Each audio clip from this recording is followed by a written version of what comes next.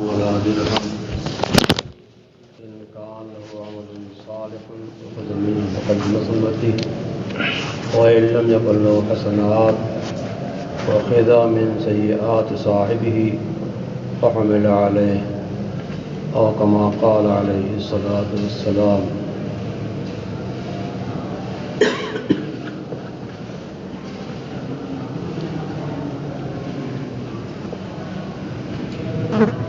انسان اس دنیا کے اندر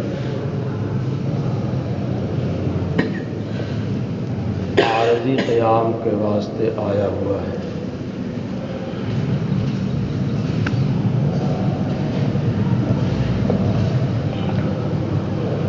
عالم بالا سے آیا ہے،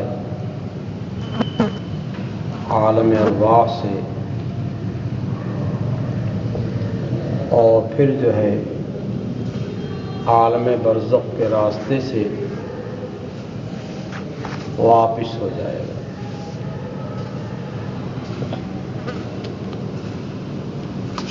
اس دنیا میں تھوڑے دنوں کا مہمان ہے،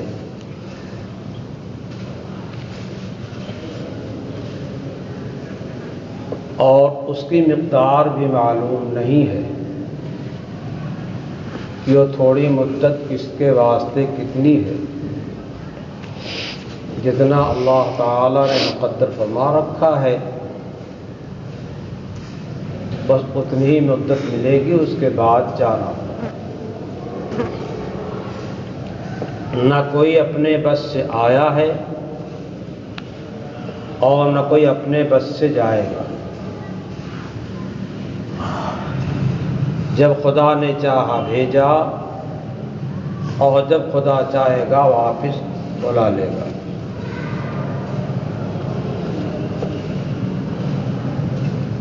ہمارا آنا اور جانا اس دنیا میں رہ کر کے ہم سے جو کچھ وجود میں آتا ہے ہمارے بس میں نہیں، ہماری قوت و طاقت کے اندر نہیں ہے. ہر آن اور ہر لمحہ ہم اللہ تعالی کے قبضے قدرت میں ہیں، اور اللہ تعالی کی شان ہے فعال لما یرید، جو چاہے کرے. اس کی چاہنے میں کوئی شریک نہیں، کسی کا مشورہ نہیں، وہ اپنے ارادے میں کسی کے محتاج نہیں، اپنے کسی کام میں کسی کے مشورے کی اس کو ضرورت نہیں. اور جو کام جیسے چاہتا ہے کرتا ہے، کوئی اس کو روکنے والا نہیں، کسی میں سکت نہیں.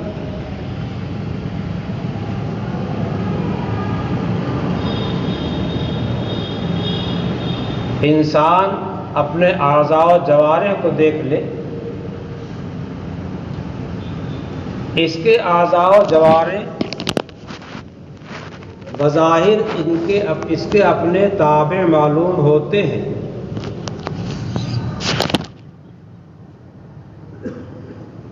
لیکن ان اعضاء و جوارح سے جو کام کرتا ہے، اللہ تعالی نے انسان کو اختیار کی ایک صفت دیا ہے، اس کو اختیار کرتا ہے، اور یہ اختیار کرنا بھی اللہ ہی کے فضل سے ہے.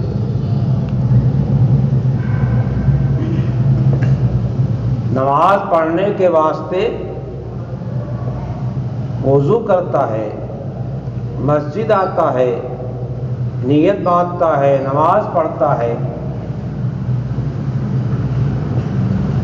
اس کے قبضے میں کچھ نہیں. اللہ نے اس کو کچھ اختیار دیا ہے تو وہ اختیار بھی اللہ ہی کا دیا ہوا ہے. جب کسی کام کا ارادہ کرتا ہے تو اس کے واسطے چل دیتا ہے، اس کام کی شکل اللہ تعالی بناتا ہے۔ ہم نیت باندھ کے اللہ کے سامنے کھڑے ہو جاتے ہیں تو نیت کا باندھنا اور سلام تک کے پھیرنے ہی مسئلہ آپ لے لیجئے، سب اللہ کے قبضے قدرت میں ہے۔ کوئی یہ قسم کھا کر کے نہیں کہہ سکتا کہ ہم نے 4 رکعت ظہر کی نیت باندھی ہے تو 4 رکعت ہم پوری ہی کر لیں، اور تیسری رکعت کے سجدے میں جائیں گے تو سجدے سے اٹھ ہی جائیں گے۔ نیت باندھ کے کھڑا ہوا، گر گیا، چلا گیا۔ 2 رکعت پڑھا، تیسری رکعت سجدے میں گیا، چلا گیا۔ سلام پھیر کے بیٹھا تھا تب تک گرا، چلا گیا۔ کیا جب یہ گھر سے آیا تھا مسجد میں تو یہ سمجھ کر کے آیا تھا کہ آج مسجد سے ہم کو مردہ واپس ہونا ہے؟ کتنے کام ذہن میں رہے ہوں گے، کام کرنا، کام بتانا، آرام کرنا، بہت کچھ ذہن رہا ہوگا، لیکن جب اللہ کی اجل آ گئی تو ہماری ساری چیزیں کیا ہو گئی؟ فیل ہو گئی، ختم ہو گئی۔ انسان کا ہاتھ انسان کے قابو میں نہیں ہے، جب چاہتا فالج گرا دیتا۔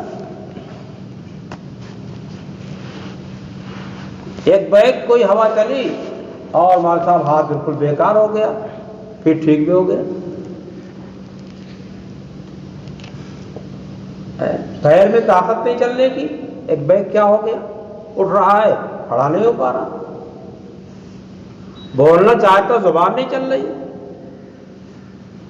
دیکھنا چاہتا ہے اور آنکھ میں کیا ہے؟ چکما پڑ گیا، ادھر ادھر چکمکا رہی ہے، اور سامنے جسے دھندلا پن آ گیا، اور پھر ٹھیک بھی ہو گیا۔ کسی چیز کو آپ دیکھ لیجئے تو وہ چیز بتا دے گی کہ ہم کسی بھی کام میں اپنے اختیار میں نہیں، خود مختار نہیں ہیں۔ جو کرتا ہے وہ اللہ تعالی کرتا ہے، اور جو کام بنانے پہ آتا ہے اس کا ارادہ کرتا ہے تو پھر وہ لا مانع لما اعطیت، آپ دینا چاہیں تو روک نہیں سکتا، ولا معطی لما منعت، اور نہ دینا چاہیں تو کسی کی مجال نہیں کہ دیتے۔ تو اس دنیا کے اندر اگر ہم غور کریں گے تو ہم ہر عمل میں، ہر بول میں، ہر چال میں، ہر ارادے میں، ہر فکر میں جو ہے اللہ تعالی کے محتاج ہیں۔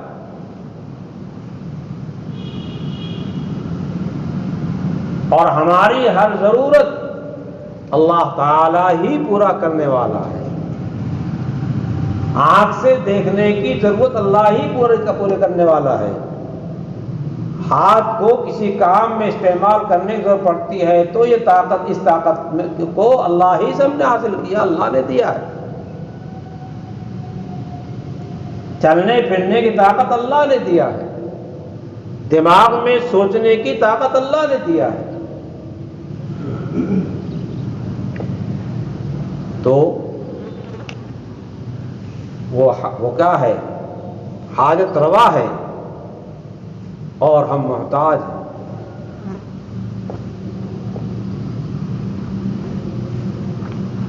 وہ جو چاہے کر سکتا ہے، ہمارے بس میں کچھ بھی نہیں، تو ہمارے واسطے یہی بہتر ہے کہ ہم اپنے ہر کام کو اللہ کے حوالے کریں۔ اور اللہ کے حوالے کرنے کا مطلب یہ ہے کہ کسی اور پر بھروسہ نہ کریں، کسی اور پہ اعتماد نہ کریں۔ خدا چاہے نہ چاہے فلاں ہمارا کام یہ کر دے گا، اولاد فلاں دے دے گا، صحت فلاں دے دے گا، روزی فلاں دے دے گا، کوئی سوال نہیں۔ سب کون دیتا ہے؟ اللہ دیتا ہے۔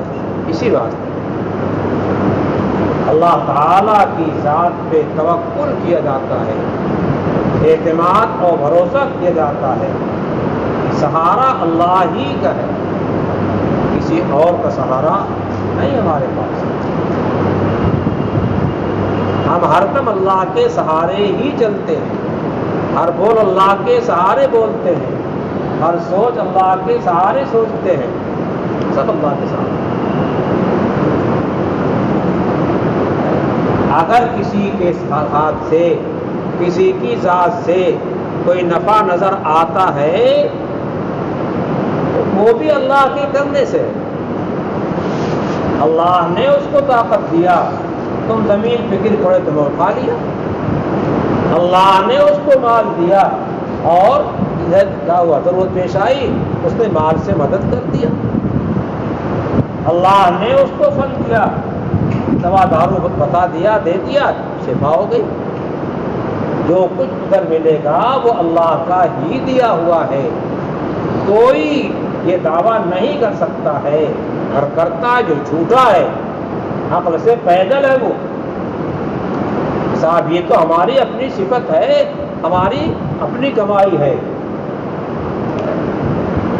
فرعون کو دولت کس نے، قارون کو دولت کس نے دیا تھا؟ اللہ نے دیا تھا۔ موسیٰ علیہ السلام اسے فن سکھایا تھا، اور اس کے بعد جب مال پہ آ گیا وہ ایٹ گیا، غرور آ گیا اللہ کی عطا پر، اللہ کے فن سکھانے پر، بتانے پر، اور اس کے کام کے اندر اثر پیدا کرنے پر اس کا دماغ نہیں رہ گیا۔ تو کیا کہا ہے، جب موسیٰ علیہ السلام نے کہا کہ زکوٰۃ تو کتنی دے،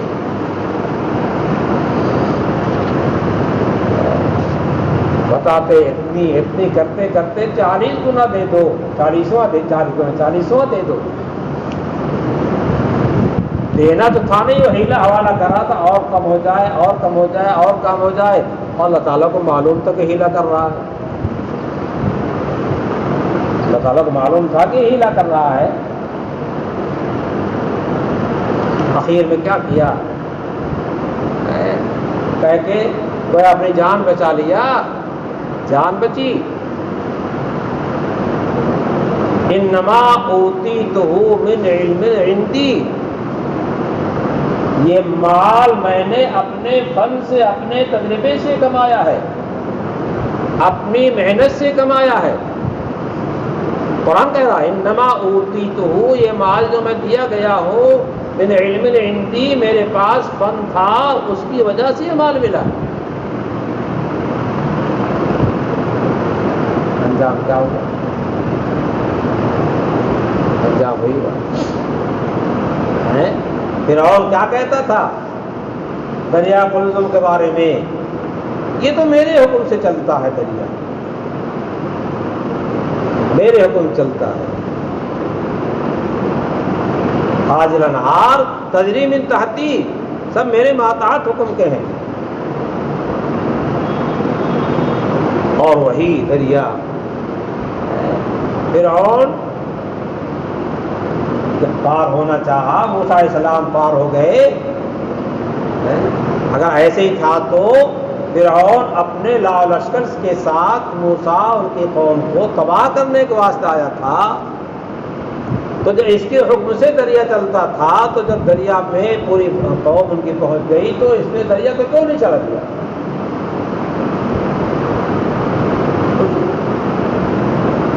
اور جب اس کا نمبر آیا ہے، جب اس کی ساری قوم جو ہے اندر گھس گئی ہے، تو پھر کیا ہوا؟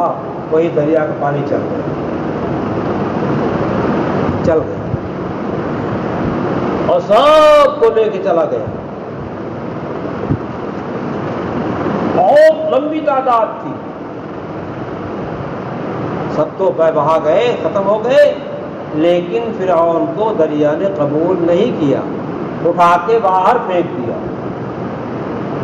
قرآن نے اعلان کیا، اللہ نے اس کو باہر کروایا ہے، الیوم ننجیک ببدنک لتکون لمن خلفک آیہ، آج تمہارا بدن غائب نہیں کریں گے، دریا بود نہیں کریں گے، آج تمہارے بدن کو ہم دریا سے نجات دلا رہے ہیں،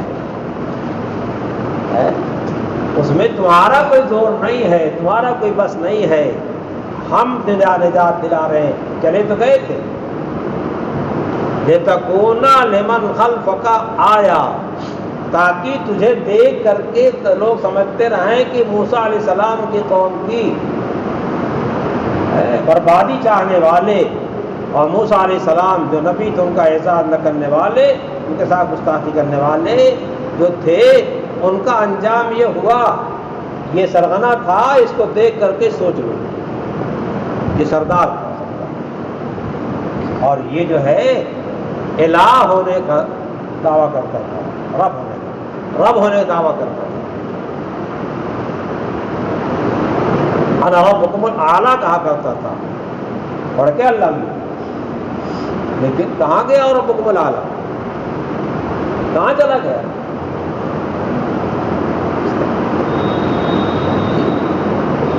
اپنے بس میں کوئی نہیں ہے۔ نوح علیہ السلام نے اپنے صاحبزادے بلایا کہ میرے ساتھ آ جاؤ، میرے ساتھ ہو جاؤ، مگر وہ نہیں مانا۔ بارش کے پانی کا خطرہ سب کچھ سامنے آ رہا ہے، وہ ماننے کے واسطے تیار نہیں ہو رہا۔ ارکم مانا، میرے ساتھ کشتی میں سوار ہو جا، اور ان کافروں کے ساتھ مت ہو، وَلَا تَكُن مِنَ الْكَافِرِينَ۔ قَالَ سَآوِي إِلَىٰ جَبَلٍ، میں پہاڑ کی چوٹی پہ چلا جاؤں گا، آپ کے پاس نہیں آؤں گا۔ طے کر لیا ہے۔ سَآوِي إِلَىٰ جَبَلٍ يَعْصِمُنِي مِنَ الْمَاءِ، پہاڑ کی چوٹی بچا لے گی، یعنی اس پہ پہنچ کر کے میں بچ جاؤں گا۔ کہاں تک پانی جائے گا؟ اور پانی اس کے اوپر چلا گیا، کام ہو گیا۔ کون لوگ بچے؟ نوح علیہ السلام اتنے دنوں تک محنت کرتے رہے، 900 ساڑھے 900 برس تک کا زمانہ تبلیغ کا، 80 آدمی آپ کے ساتھ ایمان لانے والے، مختصر سے، باقی سب اللہ تعالیٰ نے کیا کیا؟ سب کو ختم کر دیا، سب طوفان آیا اور سب چلے گئے۔ کتنے بچے؟ وہی جو نوح علیہ السلام کے ساتھ کشتی میں سوار تھے وہ بچے، جن جانوروں کو کشتی میں بٹھا لیا تھا وہ بچے، ایک ایک جوڑے جانوروں کے کشتی میں بٹھا لیا تھا، معمولی کشتی نہیں تھی، اور ان کے مشرت نہیں بنی تھی، وحی کے مطابق بناتے تھے۔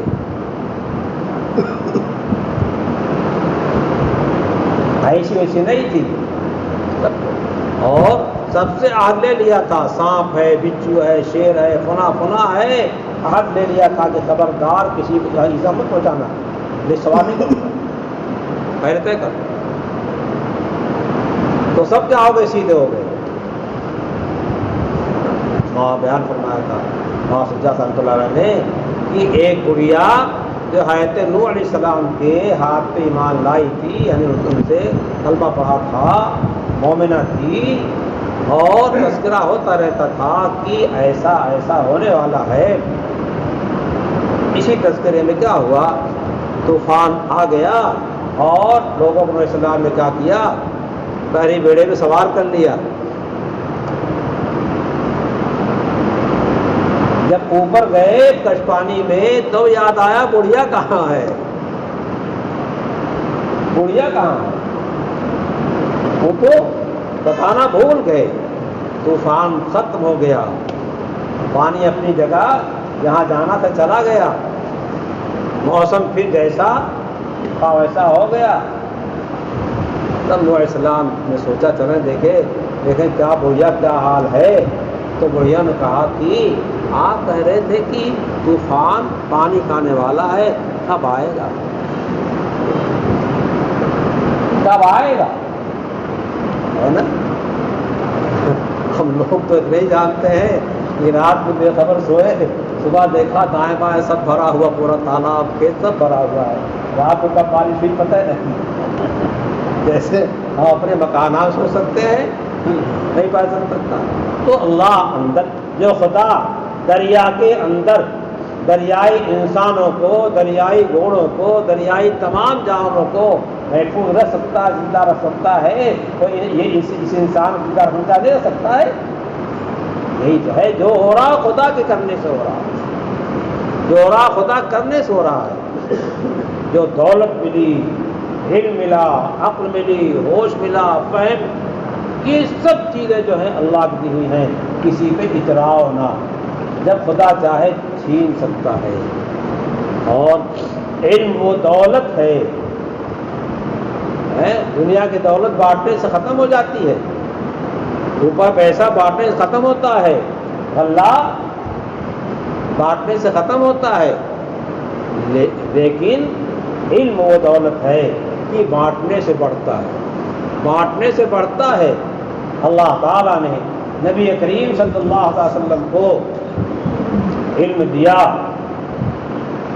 اس علم کو حضور صلی اللہ علیہ وسلم نے صحابہ کو پہنچایا، اور صحابہ نے تابعین پہنچایا، اور اس طریقے سے علم کیا ہوا، پوری دنیا میں زمانے سے آج تک کیا ہے، پھیلا ہوا ہے، گھٹا کے بڑھا۔ اور صحابہ نے وہ محنت کیا ہے کہ حضور صلی اللہ علیہ وسلم کے ایک ایک قال کو، ایک ایک حال کو محفوظ کیا اور اپنے بعد والوں کو پہنچایا، بعد والوں کو پہنچایا۔ کیا ہے، آج بھی کچھ لوگ خبریں پہنچانے والے ہیں، مگر جو خبر وہ پہنچائی جا رہی تھی نبی صادق صلی اللہ علیہ وسلم کی زبان سے، وہ بڑی پختہ ہے، اس سے پہنچانے والے بڑے پختہ لوگ ہیں، اور ایک ایک کی چھان بین کر دیا محدثین نے کہ کون حدیث کو نقل کرنے والا کیسا ہے۔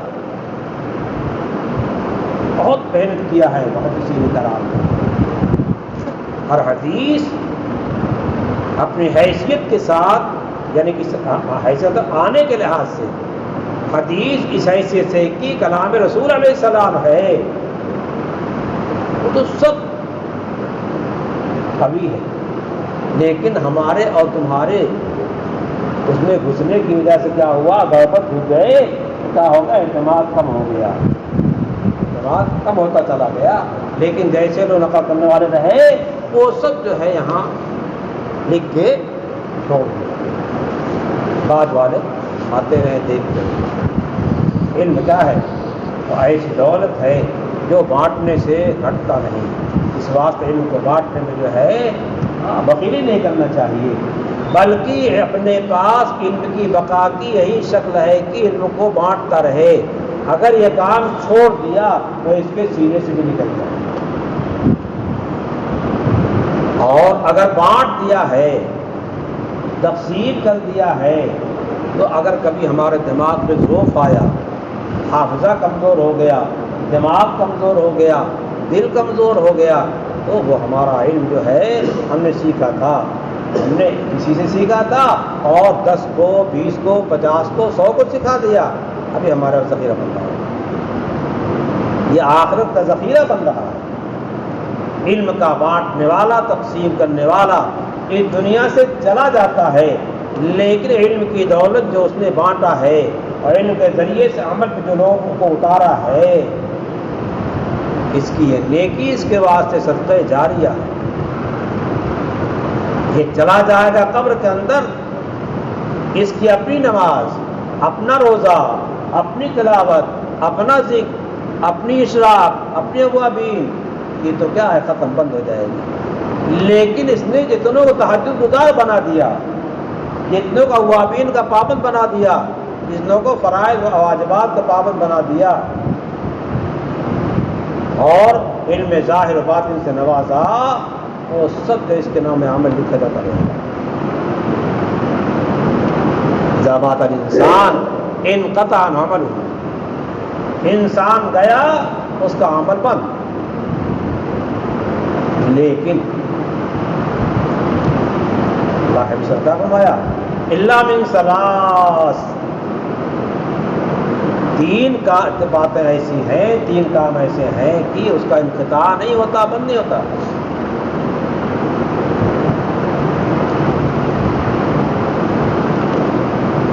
الا من صدقۃ جاریۃ، صدقہ جاریہ چھوڑ کر کے گیا، مسجد بنوا دیا، اپنی زمین کو مسجد میں وقف کر دیا. جب تک اس زمین پہ اللہ اللہ کیا جاتا رہے گا، تلاوت ہوتی رہے گی، نماز پڑھی جائے گی، ذکر ہوگا، وعظ ہوگا، نصیحت ہوگی، درس ہوگا، یہ سارے کا سارا ثواب اس زمین کے وقف کرنے والے کو ملتا رہے گا. یہ صدقہ جاریہ، زمین کا صدقہ جاریہ کیا بہت پختہ ہے. عمارت کسی نے بنوایا، پھل ٹوٹے دوسرے کا پیسہ لگے گا، تیسرے کا لگے گا، لیکن جس نے زمین دیا اسی پر ہر عمارت ہمیشہ کھڑی ہوتی رہے گی، وہ سیدھا ہوگی، پھر اسی پر پھر عمارت بہت سے پھر اسی پر بنے گی. کیا اس کا عمل ایسا ہے جو صدقہ جاریہ. اور علم ينتفع به، علم نافع چھوڑ کر کے گیا ہے،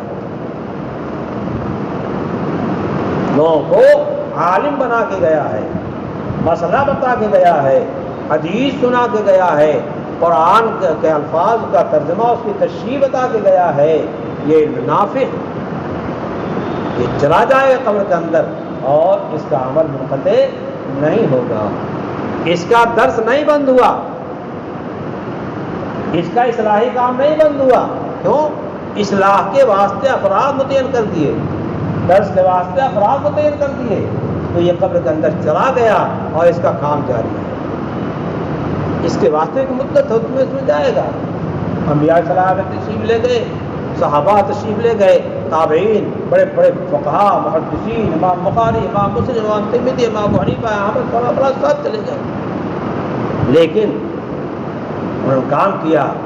آج امام بخاری کا علم ہمارے پاس موجود ہے، امام مسلم کا علم ہمارے پاس موجود ہے، امام ترمذی، ابو داؤد ہمارے پاس موجود ہے، ابو حنیفہ کے علوم موجود ہیں، امام شافعی اور امام مالک، امام احمد کے علوم موجود ہیں، اور بہت سارے ائمہ ہیں ان کے علوم کیا ہیں آج موجود ہے. وہ تو انتقال کر گئے، ان کا علم زندہ ہے. علم کے ساتھ وہ زندہ ہیں، جیسے زندہ رہ کر کے عمل کرتے تو وہ تو اپنا عمل کرتے، اور سینکڑوں کا عامل بنا کے گئے، عالم بنا کے گئے ہیں، تو سینکڑوں کا ثواب ان کے رجسٹر میں لکھا جا رہا ہے. اور ولد صالح یدعو له، ولد صالح، ولد صالح چھوڑ کر گیا ہے، وہ علم ہے اور عالم بنا گیا ہو تو علم کے اندر آ گیا.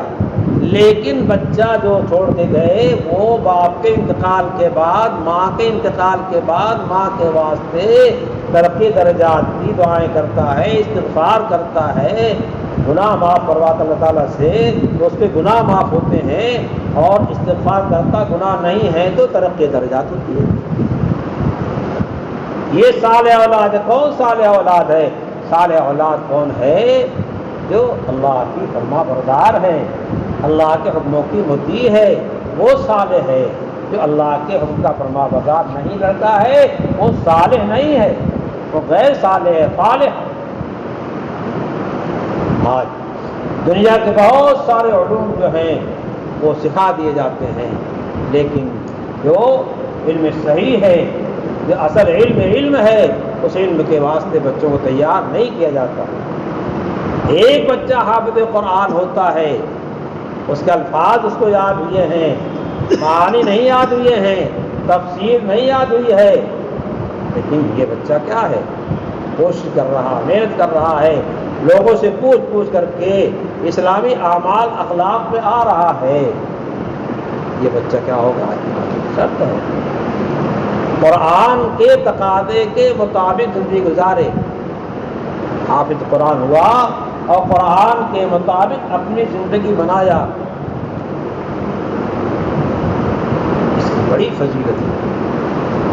من قرأ القرآن فاستظہرہ وأحل حلالہ وحرم حرامہ ادخلہ اللہ الجنہ، اللہ اسے جنت دے گا۔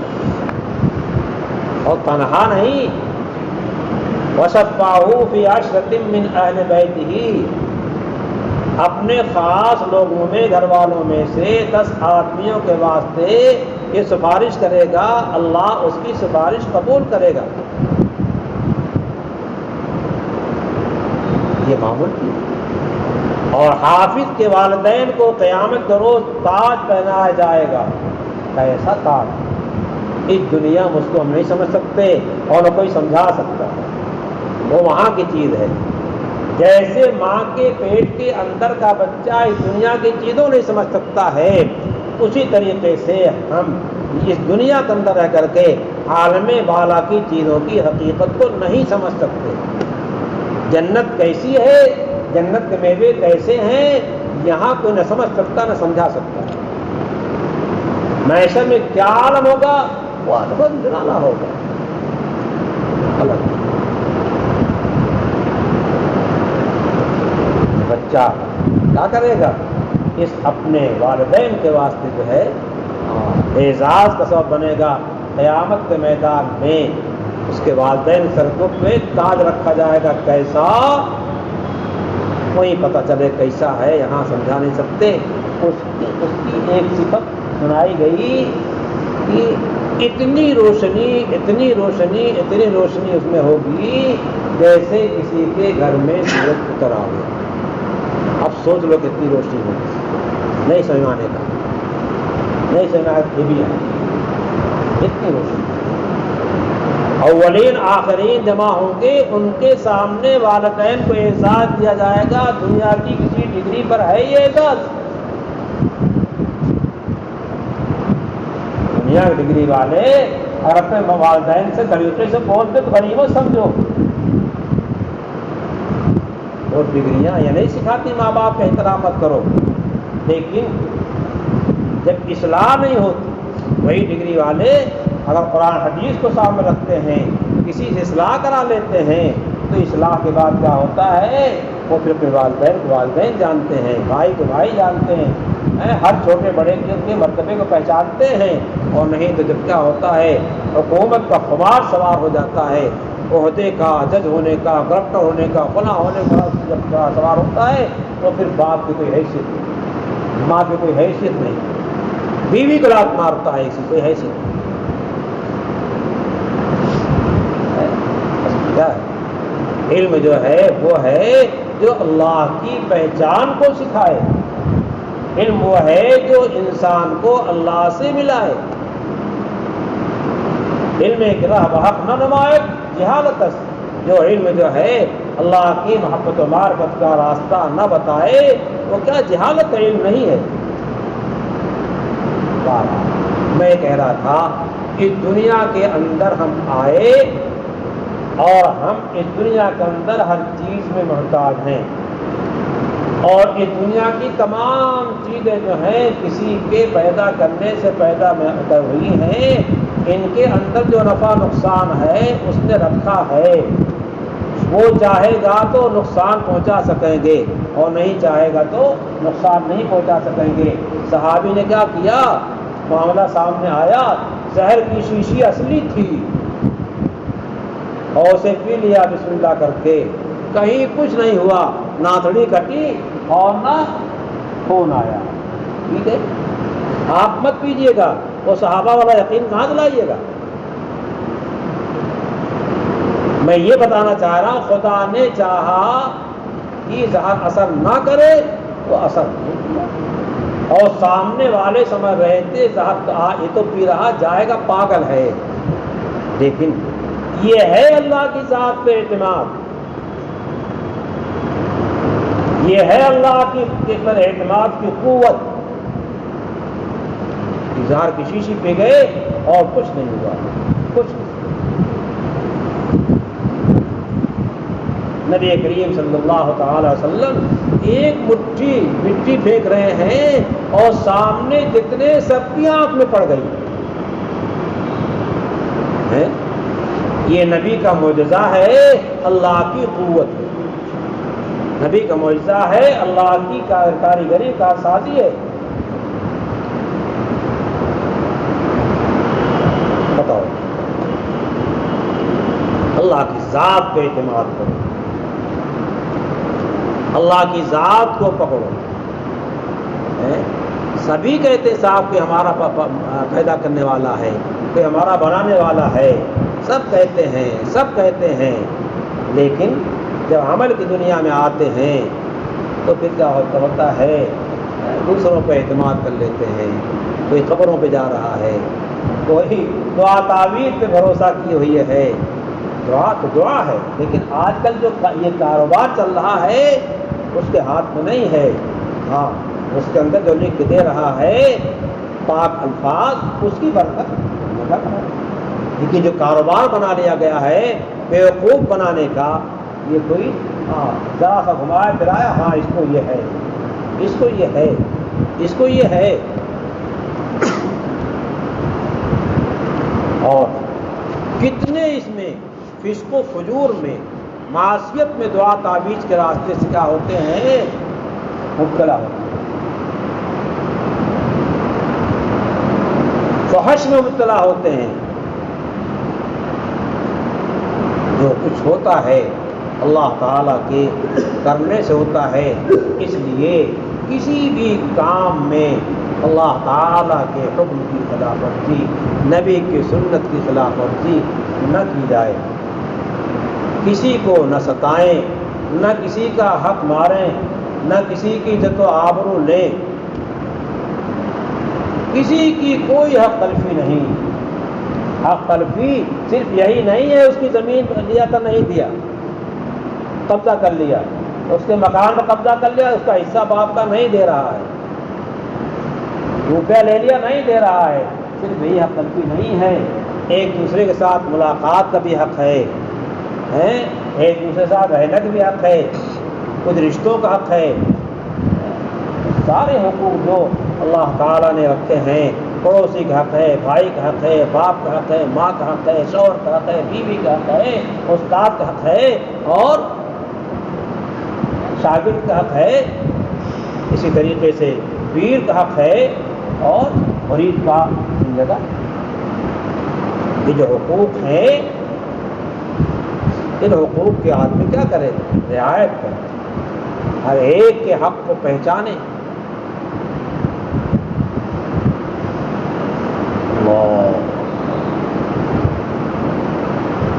اب آگے اگر کسی کو زبان سے ستا دیا تو آپ نے اس کا حق مارا، اعزاز جو ہونا چاہیے تھا نہیں کیا، گالی دے دیا، ہاتھ کو اٹھا کے تھپڑ لگا دیا،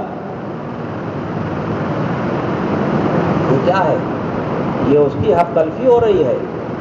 کہیں بیٹھے ہوئے پیٹھ پیچھے اس کی برائی کر رہے ہیں، غیبت کر رہے ہیں۔ اللہ تعالیٰ نے اسے کوئی دولت دے دیا، مال دے دیا، تو کیا ہے، نگاہ حسد کی پڑ رہی ہے، ارے کیسے بڑھتا چلا جا رہا، کیسے بڑھتا چلا جا رہا، کیسے بڑھتا چلا جا رہا۔ یہ سب کیا ہے، پڑوسی کے ساتھ برتاؤ اچھا نہیں ہے۔ اب آپ تفصیل اسی طریقے سے دیکھ لیں کہ بہت ساری چیزیں ایسی ہیں جس میں اللہ نے حقوق رکھے ہیں، ہم ان کی کیا ہے، حق تلفی کرتے ہیں۔ اب چاہے یہ حقوق ہوں، کسی کی بے آبروئی کیا ہو، کسی کو رسوا کیا ہو، کسی کو ڈنڈے مارے ہوں، کسی کا آنکھ پھوڑ دی ہو، کسی کا دانت توڑ دیا ہو، کسی کو ستایا ہے کسی انداز سے، کسی کا نفقہ واجب تھا اس کو نہیں دے رہا، لمبی چیزیں، یہ سب خدا پاک کے سامنے پیش ہو۔ زبان اس واسطے نہیں دیا تھا کسی کو گالی دو، آنکھ اس واسطے نہیں دیا تھا کسی گھورو اور آنکھ کو ناجائز جگہ سیکو، اس واسطے آنکھ نہیں دیا تھا، آنکھ دیا تھا اپنے باپ کو اور اپنی ماں کو اور اپنے دادا کو، نانا کو، نانی کو، فلاں کو، بچوں کو، چھوٹوں کو، بڑوں کو محبت کی نگاہ سے دیکھو، عظمت کی نگاہ سے دیکھو، شفقت کرنے کو شفقت نگاہ سے دیکھو، لیکن عظمت کرنے کو عظمت نگاہ سے دیکھو، اور پھر اس کے بعد کیا کرو؟ حقوق ادا کرو۔ زبان اس واسطے نہیں دیا تھا جو چاہے بولو، قرآن پڑھو، ذکر کرو، واعظ کرو، تبلیغ کرو، تدریس کرو۔ اگر جو ہے غلط استعمال کیا ہے، کسی کا حق مارا ہے، پھر آگے چل کے کسی کا پیسہ مارا ہے، کسی کی زمین دبائی ہے، مارے گا چگروڈی جوت لیں گے۔ کسی آدمی کا کوئی نقصان کیا ہے، اس کی تلافی اس سے کر سکتے ہیں، اور سڑک جو ہے، چگروڈ جو ہے، یہ عام حق ہے، یہ حق العامہ کہا جاتا، جتنے گزرنے والے ہیں سب کا حق ہے، کس سے معافی مانگو، مشکل۔ اس لیے بہت احتیاط کرنا چاہیے۔ میں نے آپ کے سامنے نبی پاک صلی اللہ علیہ وسلم کی ایک روایت پڑھی ہے۔ اللہ کے نبی صلی اللہ علیہ وسلم فرماتے ہیں، من کانت لہو مظلمۃ لاخیہ، جو ایسا ہو کہ اس کے بھائی کا اس کے ذمے کوئی حق ہو، من عرضہ، اس کی آبرو لیا ہے، چار آدمیوں کے سامنے اس کو رسوا کیا ہے، اس کا ٹھٹھا کیا ہے، بے قصور جو ہے چار آدمیوں کے سامنے اس کو تھپڑ لگایا ہے، تالی پیٹی ہے، اس کی بے آبروئی کیا، من عرضہ، اس کی آبرو کا حق ہے، اور شیئن عام کر دیا، اور کسی طرح کا ہے، لمبی تفصیل اس کی حضور صلی اللہ علیہ وسلم نے شیئن میں سب کو سمیٹ دیا۔ فَلْيَتَحَلَّلْهُ مِنْهُ الْيَوْمِ، اگر ایسا کیا ہے تو اس سے آج ہی کیا کرو، معاملہ صاف کر لو، اور سلوک دوش ہو جاؤ، اپنی گردن ہلکی کر لو۔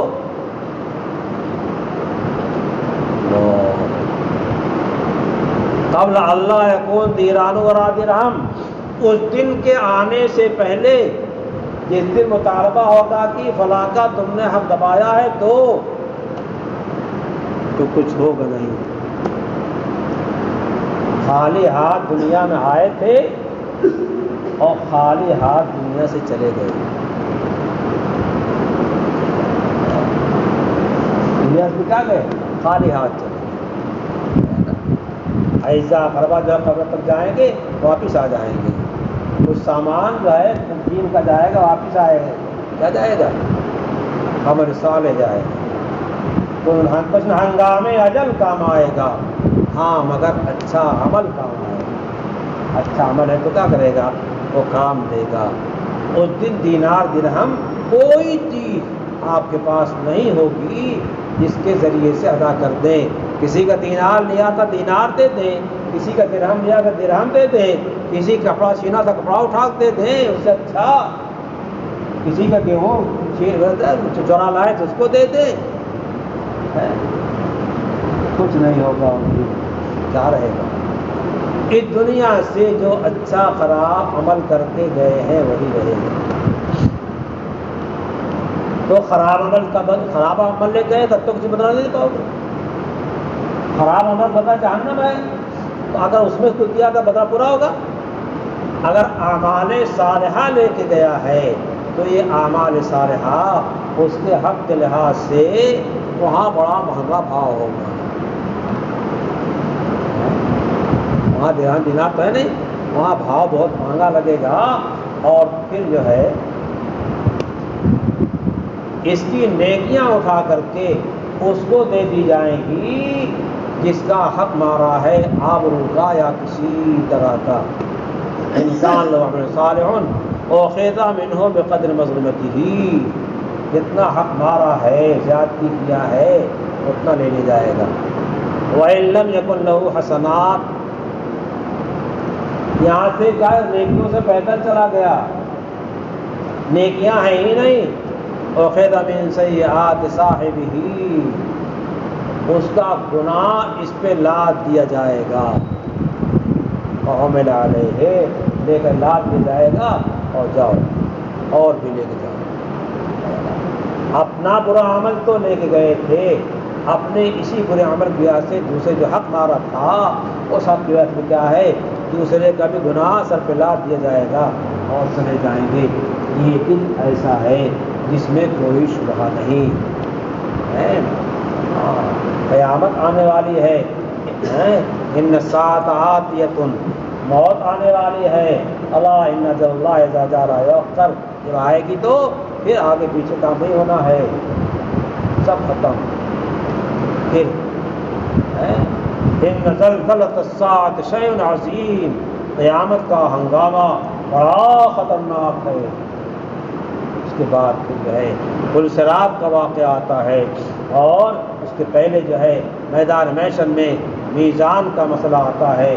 وہاں کیا ہے وَنَضَعُ الْمَوَازِينَ الْقِسْطَ لِيَوْمِ الْقِيَامَةِ, میزان عدل قائم کریں گے قیامت کے روز, اور ہر ایک سے کیا ہے اس کا بدلہ لیا جائے گا. ہر ایک کے عمل کو تولا جائے گا اور تول کر کے جو ہے اس کو دیکھا جائے کتنی نیکی کیا کتنی بدی کیا. جس کا نیکی کا پلہ بھاری ہو گیا اسی پہ خدا جنت کا فیصلہ کر دے گا. برائیاں بھی ہیں لیکن نیکی غالب آ گئی تو نیکیوں کو غلبے کی وجہ سے نیکیوں کے جنت دے دی جائے گی. بدی غالب آ گئی تو جہنم میں ڈال دیا جائے گا. یہ سامنے آنے والا ہے. اس واسطے اس دنیا کے اندر جو ہے یہ کام کریں. اللہ نے جو احکام دیے ہیں ان احکام کی پوری پابندی خود کریں اور سب سے کروائیں جہاں تک ہو سکے, اور کسی کا حق نہ ماریں, اور اگر کسی کا حق مارا گیا ہو تو اسی دنیا میں موت کے آنے سے پہلے پہلے جو ہے اس کا انتظام کر کے جائیں تو پھر آخر انشاءاللہ وہاں کا معاملہ اچھا ہوگا. اللہ توفیق سے نوازے. اللہم صلی علی سیدنا مولانا محمد وبارک وسلم. كلما ذكروا الزادون كلما قطع عنهم القاتلون. اللهم آتنا واكسبنا واسقنا شانا كله. یا اللہ بارکنا حکم معاف فرما اور فرما. اے اللہ دنیا میں اللہ کی محبت و معرفت کے ساتھ ہمیں زندگی گزارنے توفیق نصیب فرما. تقوی زندگی گزارنے نصیب فرما. ہر گناہ سے اللہ حفاظت فرما. اللہ حقوق کے معاملے سے اطاعت فرما. کسی کی بھی حرکتی سے حفاظت فرما. اے اللہ طرف سے اے اللہ ہمیں خیر توفیق نصیب فرما. عطا شرور سے فتن سے زمینی آسمانی بناؤ سے یا اللہ حفاظت فرما. اے اللہ ہمارے تمام معاملات کاروبار میں اے اللہ ہر چیز میں اے اللہ تو اے اللہ مددگار بن جا. اے اللہ شکر سے حفاظت فرما. اے اللہ تعالیٰ کے شکر سے اطاعت فرما. اے اللہ تعالیٰ کے ہمات میں مدد فرما. یا اللہ تعالیٰ کے ہمات میں مدد فرما. یا اللہ تعالیٰ کے ہمات میں مدد فرما. اے اللہ ہر ایک کے ساتھ حسن سلوک نصیب فرما. شہید سنت کے مطابق سب کے ساتھ رہن سہن نصیب فرما. اے اللہ سنت و شریعت سے ہماری حفاظت فرما. اے اللہ علم کو تقوی کو عام فرما. مسلمانوں سرکار کو عطا فرما. ہمارے آباء و اجداد اساتذہ مشاہد دنیا جو حضرات دے کر کے مدد فرما. درجات بلند فرما. جو حضرات زندہ ہیں ان کے مربت پیدا فرما. ان کا فیض کو عام فرما. مساجد و مدارس کے اور خانقاہوں کے اچھی طرح جاری ہونے کے اسباب مہیا فرما. اللہ ذمہ داروں کی اور تمام لوگوں کی اقرا مدد فرما. اللہ شرور سے فتن سے اطاعت فرما. اللہ موقع محل کو سمجھنے کی صحیح سمجھنے کو اپنی نصیب فرما. اللہ مشکلات کو دور فرما. موانع کو دور فرما. آفات کو دور فرما. مسائل کو دور فرما. اپنی رحمت کا سایہ ہمیں نصیب فرما. ربنا تقبل منا انک انت السمیع العلیم وارنا انک انت التواب الرحیم. وصلی اللہ تعالی علی خیر خلقہ سیدنا محمد و آلہ وصحبہ اجمعین.